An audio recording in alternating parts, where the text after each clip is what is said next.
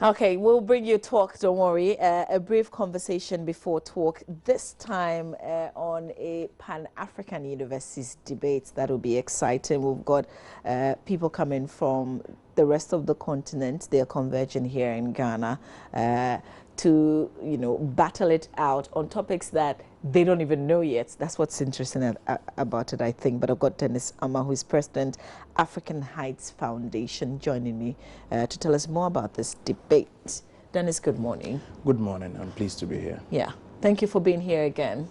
You're welcome. And congratulations. The last time we spoke, you were not a full-blown lawyer, but now you are, by God's grace. Thank so congratulations to you. Thank you. Maybe you can be my lawyer someday. Definitely. All right. So why the debate, first of all? Okay, the Pan-African Universities Debate Championship was established 8 years ago. So this is the 8th edition. And basically seeks to bring university students from across the continent together in the biggest gathering of university students on the continent to debate issues which matter to the continent and to young people. Okay. And also to build the networks of the future. And it's also a key way of training young people in civic skills which would be needed to run the democracies that we find on our continent today as a dominant form of government.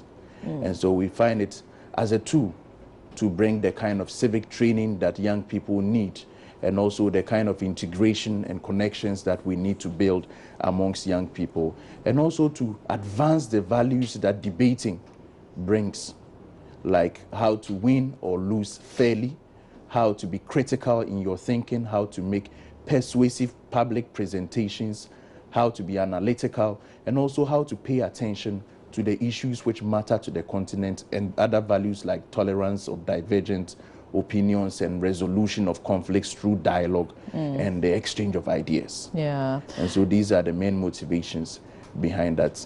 You know, I like it very much, but I'm also unsure how much this is going to contribute, because, we talk about corruption today, and I've said before that it looks like the more we talk about the things, the worst scenarios we hear and see. So is this going to impact, in other words, I'm asking, in young people, because that's what we want? As we think that it definitely will. It may not be a magic one that solves all the continent's problems, but definitely a discussion of these problems and a study of these problems. Because before you can debate, you'd have to study and understand the problem. And you are proposing solutions.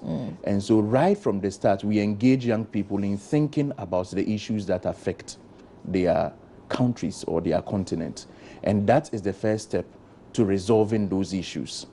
And so you're going to have ideas, for example, on how to deal with corruption on the continent, or how to deal with governance issues on the continent. And you have the kind of debate format which is used is what is the British parliamentary debate format, which is basically close to what we have in our own parliament. So people play the dominant roles in parliament. You have somebody playing the role of a prime minister, a deputy prime minister, an opposition leader, a deputy... Oh, so that's the kind of setup you will have. So for each debate, you have 4 teams of 2 each.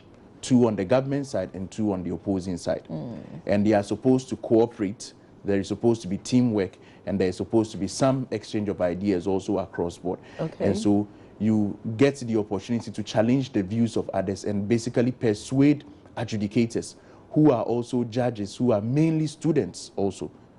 So you have students playing the role of judges, you have students playing the roles of the executive, the legislature, all in one situation or all in one setting. And so you get young people to model themselves after what would be expected of them as future leaders now. Would they know themselves before, or these are total strangers coming together to form teams? Well, no, the teams know themselves before, but the opposing teams may not know themselves before the competition begins, unless you fraternize while the competition is ongoing. But there is a ballot system for that, software for pairing teams. Okay. And so that's how teams are paired. So many people may not know each other, but you become friends as the tournament grows, and you may be meeting people you're familiar with. But once you're on the opposing side, there isn't much sentimentality there. Are team members from the same country? Yes, and from the same university. Okay. Yes. Okay.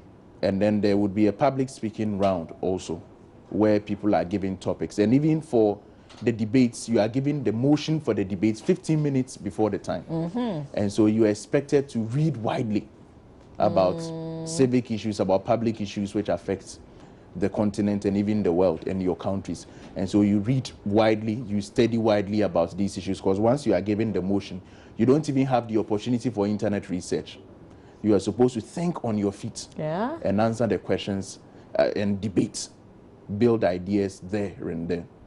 And so we are training the future leaders also to be able to negotiate, to be able to build arguments on the spur of the moment, which is an essential thing for us. Because you have international conferences all the time and we complain that the voice of Africa is not heard. But some of those, in almost every world-class university, you have a world-class debate society.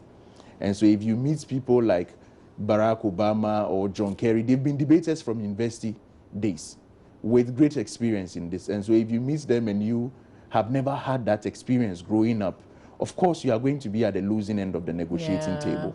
So we want to train our young people to be strong debaters, strong negotiators, and also to build the values that debate brings. Like I mentioned earlier, that we are now having more democratic systems on the continent. It's not complete, but we want young people to learn how to resolve disputes. You fall on a side that you probably in normal life would disagree with, but in a ballot you have to speak for the side that you naturally would disagree with. And you have to build arguments to understand that side. And if you are not careful, you actually persuade yourself to believe in what earlier you thought you'd always be opposed to. Yeah, I get it. So when is this happening and where? It's happening at the University of Ghana. The finals would be at the Great Hall on the 16th. 16th of December? Yes. Okay. And we would be, there is a Legon 2015. The competition is dubbed Legon 2015. And there's a Facebook wall for that. So we'll be updating you on the preliminary rounds. There will be 9 grueling preliminary rounds before we decide who goes to the quarterfinals and from there. And so we'll be constantly updating the public on the Legon 2015 Facebook wall and also on Twitter with the same. We're going to catch up. This is exciting already. I can't wait. But thank you, as always. We'll find a nice conversation and have you. You're brilliant. I want more of the things that is in you. I want you to share a lot more. Thank you. But before I leave, I would just like to say a big thank you to the Vice Chancellor, the Director of Sports, the authorities of the University of Ghana for the support they have put in hosting this event, and also to the Open Society Initiative for West Africa for their continuing support for debating in this competition also. And to the various universities who are participating and other sponsors. Okay. Dennis Ama is President, African Heights Foundation. This message came through. Happy birthday to the sweetest father in the whole world, Mr. Emmanuel Intumi of KJB. Is from your daughter, Ruthani in Intumi. And thank you for the nice message that you added for me as well. So happy birthday, Mr. Emmanuel Intumi of KJB. It's your birthday today. Enjoy it. Stay with us. We've got talk coming up.